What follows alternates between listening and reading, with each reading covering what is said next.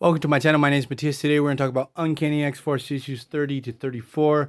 It's the end of Rick Remender's run. A fantastic series if you haven't read it. So without further ado, let's get into this. So in prior issues of the series, we've had Wolverine's son Dake build up his very own Brotherhood of Evil Mutants that has a pretty big roster. It has Sabretooth, Mystique, Shadow King, Omega Clan, Skinless Man, and Blob from the Age of Apocalypse. And they've been systematically attacking X-Force across this run. Now they've kidnapped Ethan, the reincarnation of Apocalypse. So in issue 30, we have Dake and Sabretooth and Shadow King trying to break Kid Apocalypse because he's like this super nice and courteous kid. They want him back to being the big bad Apocalypse that's going to bring genocide to the world. And they do some really messed up stuff to him. At one moment, Kid Apocalypse thinks that he's being rescued by his adopted father, Phantom X, and he hugs him. He thinks he's going to be rescued. And then he realizes that he's dead. He's just a meat puppet being controlled by the Skinless Man. They had killed Phantom X in a couple of issues back. So X-Force finally springs into action. Deadpool is the first one to start Ethan's rescue. And the weird thing is that Deadpool takes a lot of punishment in this story. And during this time, in the context of the Marvel Universe, Wade does not have any powers. So he should be super dead in this story.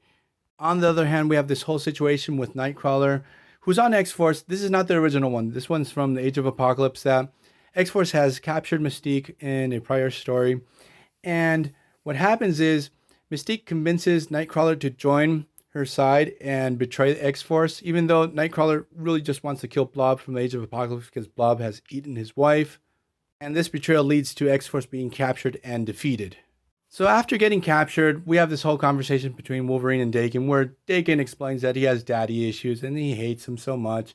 And he hates the fact that his dad, even though he's a killer, he's perceived to be a hero and he always gets second chances while his life totally sucked. So basically he wants to kill his dad, kill everyone around him, and destroy his legacy. That's basically the main gist behind this whole conversation and what's driving him. So what happens is Psylocke, who was the only member of the team that wasn't captured, defeats Shadow King in battle, and she starts picking off members of the Brotherhood one by one.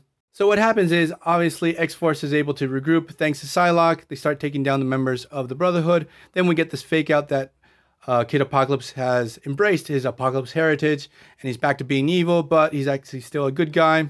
We get this final showdown between Wolverine and Dake that it's really sad and tragic because Logan realizes that there's no redemption for Dake, that he's pretty much rotten to the core, that ever since he first popped up, Wolverine has been trying to save his son and he just can't.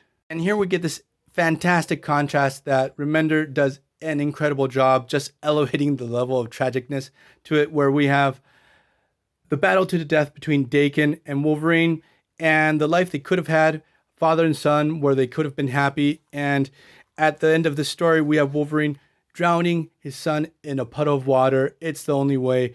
And it's so, so sad. And there's going to be a lot of ramifications because of this whole situation later on in Uncanny Avengers. So I'm going to leave this video here. Hope you guys liked it. See you guys next time. Bye.